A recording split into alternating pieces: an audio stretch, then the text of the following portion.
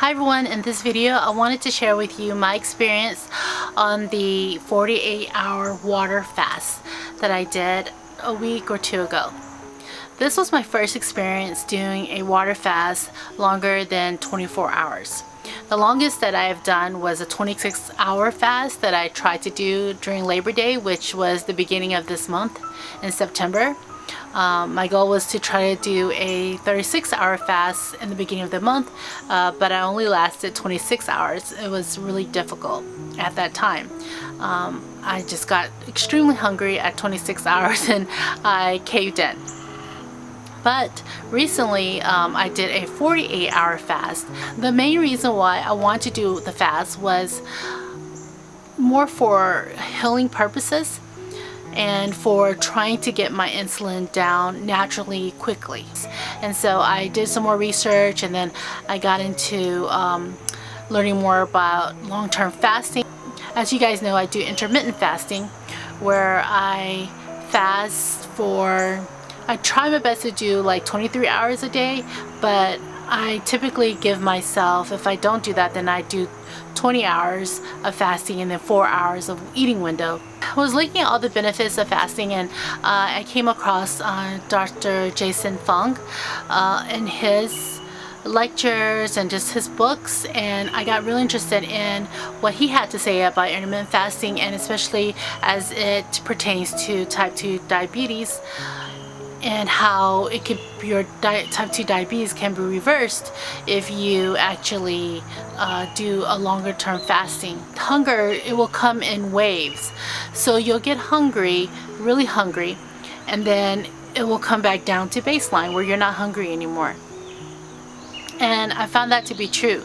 So first off, I had to be in the right mindset, because I had to be really thinking that, okay, I am going to do this, and I want to do this for my health, and be committed to it.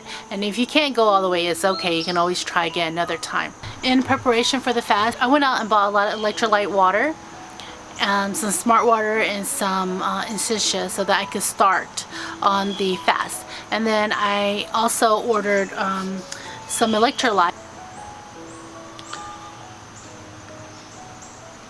It has sodium, magnesium, iron, potassium, calcium, and phosphorus. And it has 0 sugar, and it's unflavored, and so that's what I wanted. And so I use this, and I put like half a scoop in 1 liter of water every 2 hours, and I drink the water. Now I would alternate this between this and smart water or electrolyte water, and going back and forth. Just making sure to drink every 2 hours of the electrolyte so that I could feel good. The other thing I did was, when I got really hungry, I also had some very hot water, like warm water, like the way you would be wanting to drink tea or coffee. So it's just like really hot water. And I know that I could have used green tea or hot tea and just, you know, regular coffee, but in this fast I was really wanting it just to be pure, just water. The first 24 hours, the first 24 hours wasn't too bad, because like I said, I've been practicing intermittent fasting, and so I was able to go on to the 24-hour mark without not much struggle. Like whenever I'm doing my intermittent fasting with 23 hours, I get pretty hungry around 11 or 12, but if I drink some water or some hot tea, with just plain hot tea, I'm able to go forward to the next, you know, couple hours. The hardest phase for me was between 26 hours and 36 hours. It was so it was very difficult. I had huge headache. I continued my water drinking and my electrolyte water, but I had a huge headache, and I started feeling a little bit tired, and then I would get, you know, really hungry, but then it would go back down, so the wave would go back down to where I wasn't hungry anymore. But I got really kind of short-tempered during that time, just kind of like not frustrated with myself, but just with things in general. So after the 36 hours though, I was better. I mean, it felt like almost like I had this mental clarity where I felt like I was able to concentrate. Now, when I went to sleep though, like within that 36 hour, within that 24 to 36 hour range, I was unable to fall asleep. I kept waking up every 2-3 hours, tossing and turning, and I was hungry. Then I wake up, I'll drink some more water, and then I had to go to use the restroom because I had drank so much water. And my mind was just kind of like, I wasn't thinking about anything. I just kind of like not able to really go to sleep. And then the next day, I was also, that clarity also was very strong, and I was able to concentrate. And a tip is to just keep busy. Just do, just do some work around the house, or do what you need to do, or, concentrate on your job that you're doing. And I was able to keep going because I was super busy though for that 48-hour period. So once I hit the 48-hour period, I was like, oh, you know what, maybe I'll go to 72 hours. But then I was like, you know what, maybe not, because I can eat. And I had the opportunity to eat, so I was like, I'm gonna eat. How I broke the fast was I had some broth. Now, granted, it wasn't a 72-hour fast, where definitely if you do 72-hour fast, you need to like be more slowly, you have to like drink broth and eat eggs and everything. Scrambled eggs, something soft, but I went ahead and had some chicken broth, and that was good. And so then I ate a salad, and then I ate my regular 800 calories. So I went right back to the fast 800 calories. I felt really good after that fast. I felt like my cravings for lots of sugar and salty foods, salty crunchy snacks actually were gone. And they weren't gone completely, they were gone completely for that day, but then now it's minimized to where I'm not obsessively thinking that I need to eat a snack. So that was really great. And my blood sugar went down naturally. It was like, I believe like 150 starting, and then that's kind of like where my blood sugar wants to be, around like 140, 150 right now. But when I did that fast, my blood sugar went down to 123 or 126, fasting blood sugar, and that's where I ideally want to be, so that I can be in the pre-diabetic range. As far as my inches go, I believe I don't have my paper with me here, but I'm thinking I lost maybe 1.5 inches, but I'll put it right here.